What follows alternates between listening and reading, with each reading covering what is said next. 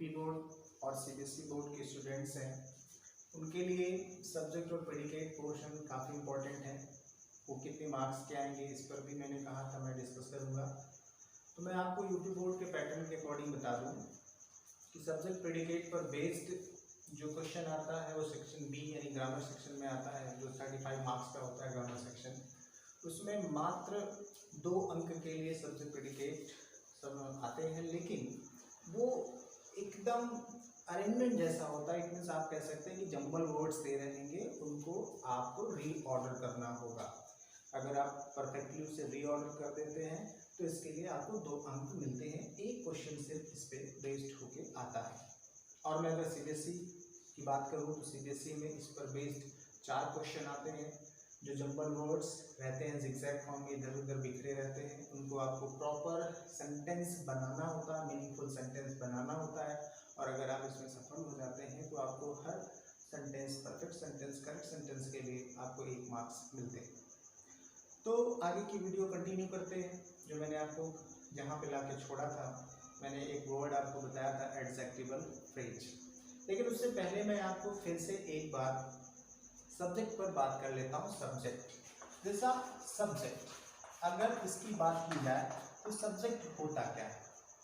अगर हिंदी में इसको समझने की कोशिश करें तो सबसे आप बचपन से समझते आए होंगे सब्जेक्ट को विषय कहा जाता है। जैसे आप ब्लैक बोर्ड अपने क्लासरूम का देखते होंगे तो वहाँ सब्जेक्ट के आगे साइंस लिखा होगा, यानी कि उस क्लासरूम में किस सब्जेक्ट, किस टॉपिक, किस विषय पर बात होने जा रही है। और हमारी अंग्रेजी में इसको दूसरे तौर पर देखा जाए तो कर्ता भी कहते हैं। कर्ता, कर्ता का मतलब यहाँ पर है क्रिया को करने वाला। क्रिया को करने वाला, क्रिया को करने वाले व्यक्ति को कर्ता कहा जाता है।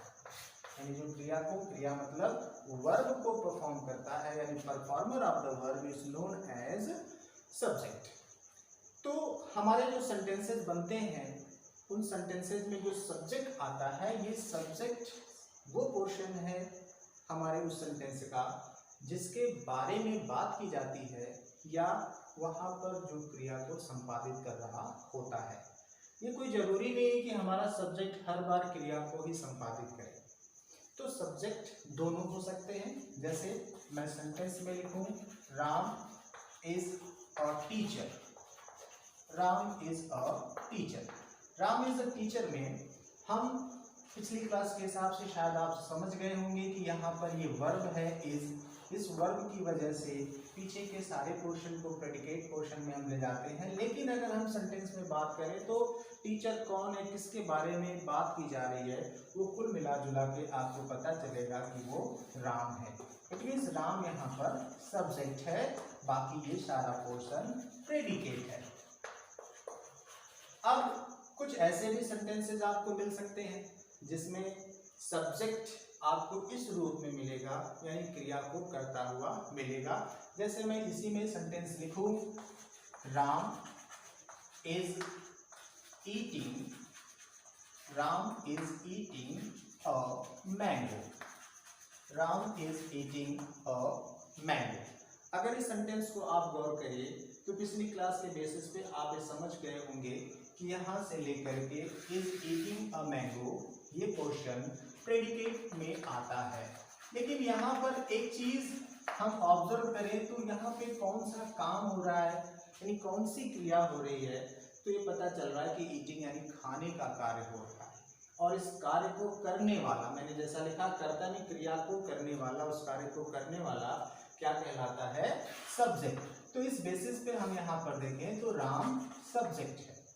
सब्जेक्ट, मुझे लगता है कि अब आप समझ गए होंगे सब्जेक्ट जिसके बारे में, जिस विषय में बात की जाती है उसे सब्जेक्ट कहते हैं, या उस वाक्य में जो उस क्रिया को करने वाला व्यक्ति है उसे सब्जेक्ट कहा जाता है। अब इसके बाद जो दूसरा पोर्शन आता है वो प्रेडिकेट का है। प्रेडिकेट में क्या होता है, प्रेडिकेट का जो डिवीजन है मैंने उस पिछली वीडियो में थोड़ा बहुत आपको बताया था, मैं फिर से आके उसको एक्सप्लेन करता हूँ। प्रेडिकेट में कौन कौन से पोर्शन ऐड हो सकते हैं, कहाँ से प्रेडिकेट स्टार्ट हो सकता है, इस बात पे अभी मैं आगे आपको बताता हूँ। तो प्रेडिकेट के लिए सबसे ज़्यादा ज़रूरी है कि हम ये जान लें कि उसके कितने डिवीज़न हो सकते हैं। प्रेडिकेट, यानी प्रेडिकेट को अगर बेसिकली मैं डिवाइड करूं तो ये 3 पार्ट में डिवाइड हो सकती है। जैसे इसके पहले पार्ट का डिवीजन मैं करूं तो वो डिवीजन हो सकता है वर्ब का। वर्ब ये पहले इसके डिवीजन में आ सकती है। वर्ब पर बेस्ड हो सकता है कि अगला जो हिस्सा आए वो ऑब्जेक्ट का हो, और इसी में एक और आपको मिल सकता है, वो मिल सकता है कॉम्प्लीमेंट हो सकता है। अभी बात आती है कि वर्ब क्या हो सकती है। जैसा कि आपको पहले पढ़ाया गया होगा आपकी जूनियर क्लासेस में, वर्ब कई तरह की होती हैं। जैसे इसमें मैं 2 वर्ब का डिस्क्रिप्शन आपको देता हूँ। एक वर्ब आपकी हेल्पिंग वर्ब हो सकती है, हेल्पिंग वर्ब जो आपको सेंटेंसेस में देखने को मिलती रहती हैं, और दूसरी आपकी मेन वर्ब होती है, मेन वर्ब। उसी की तरह से बात करूँ अगर ऑब्जेक्ट की, तो ऑब्जेक्ट भी आपको 2 हैं, पिछले वीडियो में आपने देखा भी होगा। पहला जो ऑब्जेक्ट होता है वो इनडायरेक्ट ऑब्जेक्ट होता है, और जो दूसरा है उसको हम लोग डायरेक्ट ऑब्जेक्ट बोलते हैं, डायरेक्ट ऑब्जेक्ट। अब बात आती है कॉम्प्लीमेंट की। कॉम्प्लीमेंट क्या होते हैं? कॉम्प्लीमेंट जो सेंटेंस के सेंस को कंप्लीट करने में मदद करते हैं वो कॉम्प्लीमेंट्स कहलाते हैं। ऑब्जेक्ट क्या होते हैं? जिस क्रिया से जो प्रभावित हो रहा होगा, यानी एक कर्ता होता, कर्ता क्रिया करता, क्रिया का प्रभाव जिस पर पड़ता है वो ऑब्जेक्ट के नाम से जाना जाता है, जिसको हिंदी में कर्म कहा जाता है। उसके बाद आता है कॉम्प्लीमेंट। कॉम्प्लीमेंट बेसिकली 2 तरह के होते हैं, एक सब्जेक्टिव कॉम्प्लीमेंट होता है, एक ऑब्जेक्टिव कॉम्प्लीमेंट होता है, उस पर भी हम डिस्कशन करेंगे। लेकिन कॉम्प्लीमेंट में क्या क्या चीजें आ सकती हैं मैं इस पे बात करता हूँ। कॉम्प्लीमेंट में नाउन आ सकता है या नाउन फ्रेज आ सकता है। ये दोनों मिल करके दोनों में से कोई एक कॉम्प्लीमेंट हो सकता है।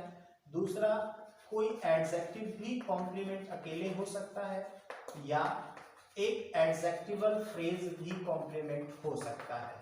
एडजेक्टिवल फ्रेज माफ करिएगा, जगह नहीं थोड़ी कम है। फिर एडवर्ब भी हमारा कॉम्प्लीमेंट हो सकता है, या आप यूं कह लें कि एडवर्बियल फ्रेज भी कॉम्प्लीमेंट हो सकता है।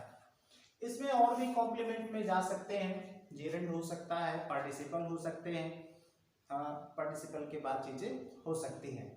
ठीक है, अब एक एक पर हम बात करते हैं।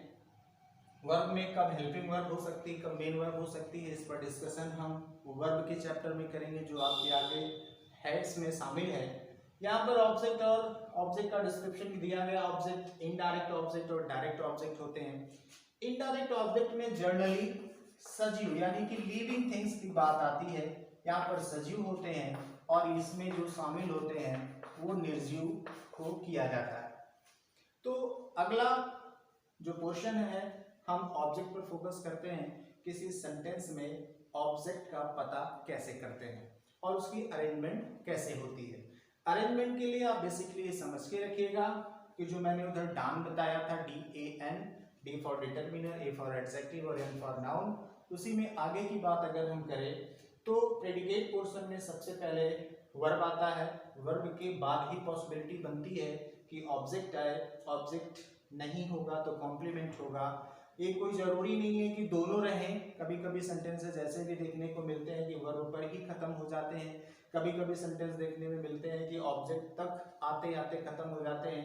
कुछ सेंटेंसेस ऐसे मिलते हैं जिसमें कॉम्प्लीमेंट तो होता है लेकिन ऑब्जेक्ट गायब होता है। कुछ सेंटेंसेस ऐसे भी मिलेंगे आपको जिसमें ऑब्जेक्ट और कॉम्प्लीमेंट दोनों होते हैं। फिलहाल अरेंजमेंट की बात करें किसी, क्योंकि हम लोग अरेंजमेंट पर ही पढ़ रहे हैं, सब्जेक्ट प्रेडिकेट पढ़ रहे हैं, तो कैसे अरेंज करते हैं। तो प्रेडिकेट पोर्शन की अरेंजमेंट में जो पहला प्रयास आपका होगा कि अगर उसमें हेल्पिंग वर्ब है तो आप पहले हेल्पिंग वर्ब रखिए, उसके बाद मेन वर्ब रखिए।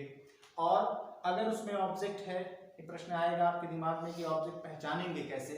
मैं अभी बताता हूँ ऑब्जेक्ट पहचान कैसे की जाती है। पहले उसका ऑर्डर रखिए, देखिए कैसे ऑर्डर लगाते हैं। तो पहले आप हेल्पिंग वर्ब रखेंगे, फिर आप मेन वर्ब रखेंगे, उसके बाद आप इनडायरेक्ट ऑब्जेक्ट रखेंगे, तब जाकर के डायरेक्ट ऑब्जेक्ट की बात आती है। और जब ये ऑब्जेक्ट गायब होता है तो कॉम्प्लीमेंट आप इनमें से कोई भी हो सकता है, कोई जरूरी नहीं है कि नाउन ही आए पहले, इसका कोई क्रम नहीं है। हाँ, जब दोनों आते हैं तो पहले ऑब्जेक्ट रखा जाता है, कॉम्प्लीमेंट उसके बाद रखे जाते हैं। तो अगला जो स्लाइड हम देखते हैं, ब्लैक बोर्ड का अगला जो काम देखते हैं, आप इसका स्क्रीनशॉट ले सकते हैं। इसके बाद अगले टॉपिक पे हम चलते हैं कि किसी भी सेंटेंस में ऑब्जेक्ट को कैसे आइडेंटिफाई करते हैं, क्योंकि ऑब्जेक्ट रखने का तरीका है कि पहले हमें इनडायरेक्ट ऑब्जेक्ट रखना है और उसके बाद डायरेक्ट ऑब्जेक्ट रखना है। तो अगला हम देखते हैं कि कैसे इसमें प्रेडिकेट पोर्शन आएगा, प्रेडिकेट पोर्शन में कैसे हम ऑब्जेक्ट प्लेस करेंगे, इसके बाद फिर आगे की क्लास कंटिन्यू करते हैं। अब ऑब्जेक्ट दो होते हैं, तो किसी सेंटेंस में ऑब्जेक्ट को आइडेंटिफाई करने के तरीके क्या हो सकते हैं, मैं एक छोटा सा सिस्टम डेवलप करता हूं, ध्यान दीजिएगा।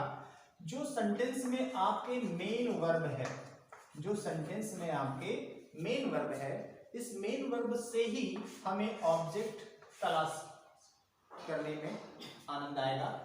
सब्जेक्ट के इन दोनों मेन वर्ब से हम दो क्वेश्चन पूछेंगे, व्हाट का क्वेश्चन पूछेंगे और एक क्वेश्चन पूछेंगे हु। याद रखिएगा, क्वेश्चन हम मेन वर्ब से पूछेंगे, ना कि किसी और से, इस बात का ध्यान रखिएगा। अब व्हाट से और whom से अगर आप क्वेश्चन करते हैं और इन दोनों क्वेश्चन से या किसी एक से, दोनों में से किसी एक से, कोई आप सेंटेंसेस में अभी मैं एग्जांपल भी थोड़ा आपको बताऊंगा, कोई जरूरी नहीं होता है कि एक से नहीं दोनों से आए, किसी से भी आ सकता है। इससे व्हाट से भी आंसर आपको मिल सकता है, आपको whom से भी आंसर मिल सकता है, या हो सकता है कि दोनों से आंसर मिल जाए। आंसर अगर मिलता है तो वो ऑब्जेक्ट ही होगा, ठीक है।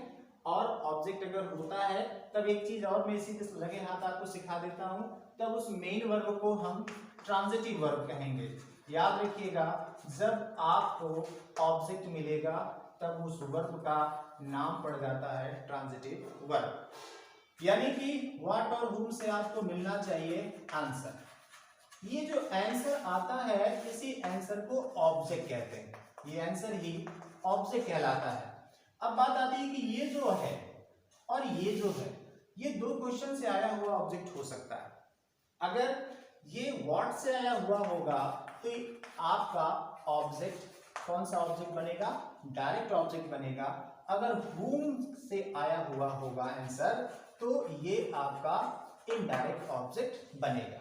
फिर से रिवाइंड कर दे रहा हूं आपको, अगर आपने मेन वर्ब से क्वेश्चन पूछा और उस क्वेश्चन का सहायता आपने ली व्हाट की, क्वेश्चन पूछने के लिए आपने व्हाट क्वेश्चन वर्ड की सहायता ली और व्हाट ने आपको आंसर दे दिया, तो इससे जो मिला हुआ ऑब्जेक्ट है उसको आप डायरेक्ट ऑब्जेक्ट के नाम से जानते हैं। वो जनरली एक नॉन लिविंग थिंग होगी, यानी निर्जीव होगा।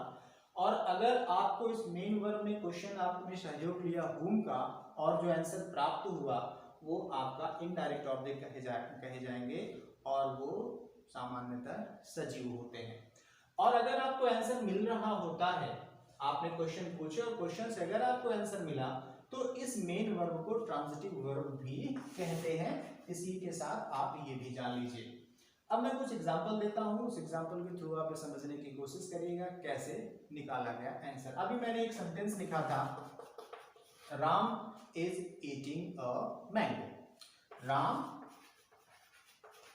इज ईटिंग अ मैंगो, ये एक छोटा सा सेंटेंस है। अब मैं इसमें खाली आइडेंटिफाई करने की कोशिश करूंगा कि कौन सा वर्ड ऑब्जेक्ट की तरह काम कर रहा है। तो सबसे पहले अगर आप यहाँ पे देखें तो आप पाएंगे कि एक एक्शन जो परफॉर्म हो रहा है, जो वर्ब है, जो कार्य या जो क्रिया हो रही है वो है ईटिंग, यानी खाने की क्रिया हो रही है। तो ये मेन वर्ब हो गई ईटिंग, यानी ये हो गया आपका मेन वर्ब। अब हमारे पास मेन वर्ब आ गया, यानी ये चीज हमारे पास आ गई है। अब हमारे पास पॉसिबिलिटी है दो क्वेश्चन वर्ड्स की, चाहे हम व्हाट से पूछे या whom से पूछे, किसी एक से आंसर आपको मिलना चाहिए। आंसर मिलेगा तभी ऑब्जेक्ट की संभावनाएं बनती हैं। तो ईटिंग वर्ब है, ईटिंग से हम पूछते हैं राम इज ईटिंग व्हाट, तो आपको बेसिकली आंसर मिल गया होगा, राम इज ईटिंग व्हाट। तो आप क्वेश्चन पे पूछते हैं what, Ram is eating what, तो आपको आंसर मिला a mango. That's your answer.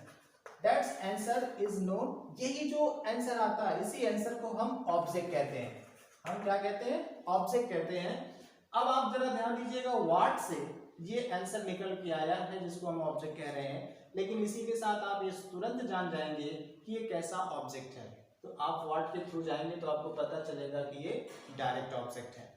इसी तरह से कुछ और भी सेंटेंसेस में लिख रहा हूं, जैसे he gave me a pen। यहां पर थोड़ा सतर्क होकर के हम चेक करते हैं सेंटेंस को। he gave me a pen, यहां पर वर्ब है gave वर्ब है। जब ये वर्ब gave है तो इसको अगर हम क्वेश्चन पूछते हैं, he gave, उसने दिया, उसने दिया, उसने व्हाट, क्या दिया, तो आपका आंसर मी नहीं आएगा, आ पेन आएगा। उसने क्या दिया, क्या दिया, तो आप कहेंगे पेन दिया। तो ये आपका आंसर है, इट मींस ये ऑब्जेक्ट है। लेकिन क्या यानी व्हाट से गया तो आप कहेंगे ये आपका डायरेक्ट ऑब्जेक्ट है। फिर मैं आगे आपसे बचा हुआ एक वर्ड हमारे पास मी है। ही गेव, उसने दिया, whom, किसको, यानी he gave a pen to whom, किसको दिया, किसको दिया से जब आप पूछते हैं तो फिर से आपको आंसर मिलता है मी। और इस तरह से मैंने कहा कि whom से जो क्वेश्चन पूछने पे आंसर मिलता है वो आपका इनडायरेक्ट ऑब्जेक्ट कहलाता है, यानी ये आपके इनडायरेक्ट ऑब्जेक्ट में जा सकता है। इस तरीके से आप देख सकते हैं, इस तरीके से आप ये देख सकते हैं कि ये जो मी है ये आपका इनडायरेक्ट ऑब्जेक्ट हुआ। ये इनडायरेक्ट ऑब्जेक्ट कहा जा रहा है क्योंकि ये whom से आ रहा है। तो एक चीज और भी आप इसी लगे हाथ समझ सकते हैं कि एक ही सेंटेंस में दोनों ऑब्जेक्ट आ गए, इनडायरेक्ट ऑब्जेक्ट भी आया और डायरेक्ट ऑब्जेक्ट भी आया। लेकिन आप अभी इससे पहले जो मैंने चार्ट बनाया जिसमें मैंने कहा था कि पहले इनडायरेक्ट ऑब्जेक्ट आते हैं उसके बाद डायरेक्ट ऑब्जेक्ट आते हैं।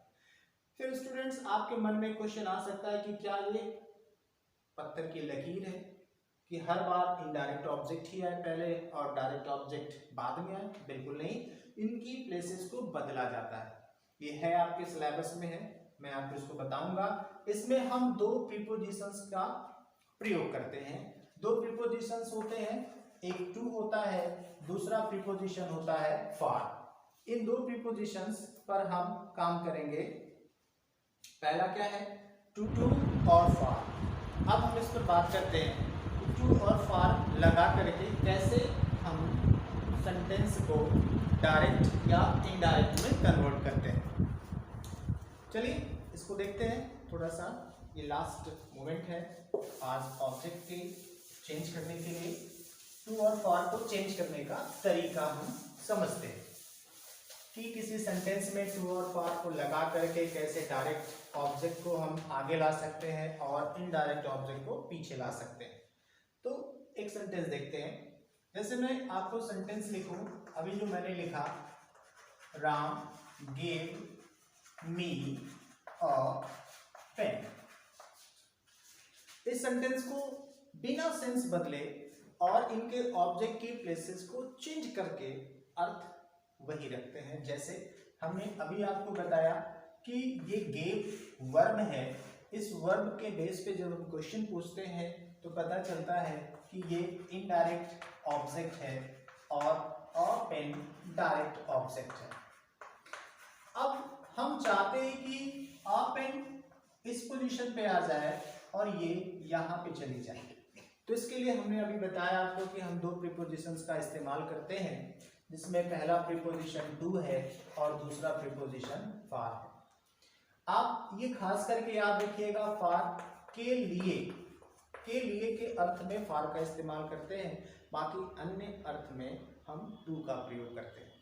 तो यहाँ पर राम गेव मी अ पेन, राम ने मुझे एक कलम दी।